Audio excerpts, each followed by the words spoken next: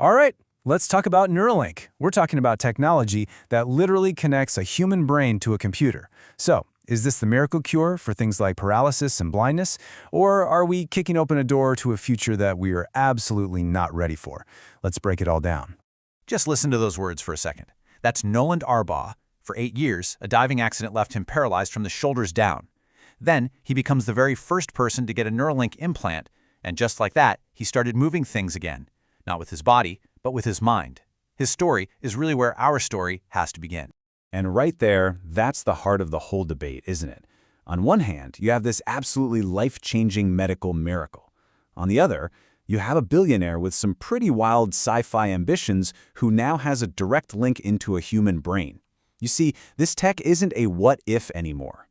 It's here, which forces us to ask, should we be amazed or should we be terrified? To really get a handle on this, we have to start with the good stuff. And I mean the really good stuff. We're going to look at what this technology actually is and what it promises for people who've basically been told there's no more hope. So the tech at the center of all this is called a brain-computer interface, or a BCI for short. The idea itself is kind of simple, but wow, is it powerful. Think about it. Even if your body can't respond, your brain is still firing off all those signals. A BCI is basically a translator. It listens to those signals from your neurons and turns them into commands a computer can understand.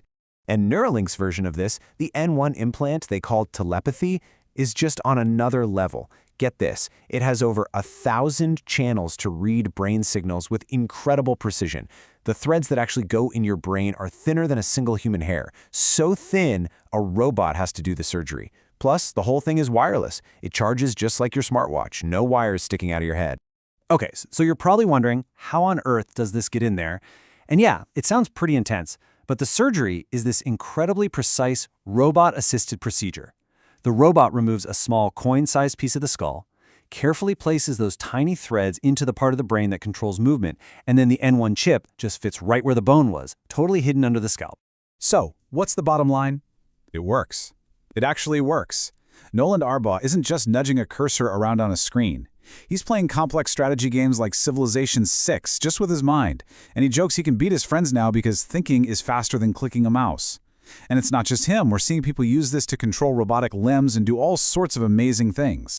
And this is where the ambition just explodes. It's not just about helping people move again. The potential applications are, well, they're staggering. Neuralink has a project called Blindsight that aims to restore vision. They're talking about giving speech back to stroke patients, and down the line, maybe treating depression or even enhancing memory. The scope is just enormous. Okay, so that's the dream, right?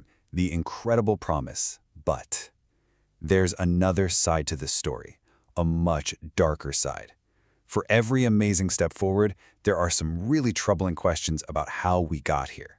We have to talk about the controversies that have been swirling around this company from the very beginning. 1,500. That's the estimated number of animals, we're talking monkeys, pigs, and sheep, that were used and died in Neuralink's experiments between 2018 and 2022. And this is all before a single human being ever received an implant. And this isn't just speculation. Major investigations from outlets like Wired and Reuters, citing internal company records, painted a really grim picture.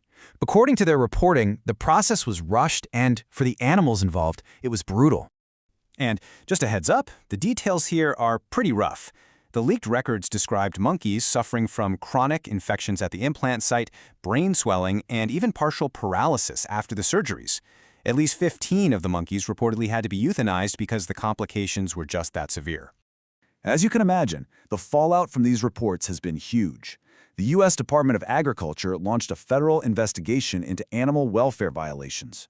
It got so serious that members of Congress even called on the SEC to investigate whether the company misled its investors by not coming clean about these problems. So we have the unbelievable medical promise on one side and some deeply serious ethical problems on the other. But to really truly understand what Neuralink is all about, we have to look beyond curing disease. We have to look at Elon Musk's ultimate endgame. And that's where things get really controversial. And this really captures the two faces of this company. The short-term goal is everything we've been talking about, helping people with devastating medical conditions. But the long-term goal?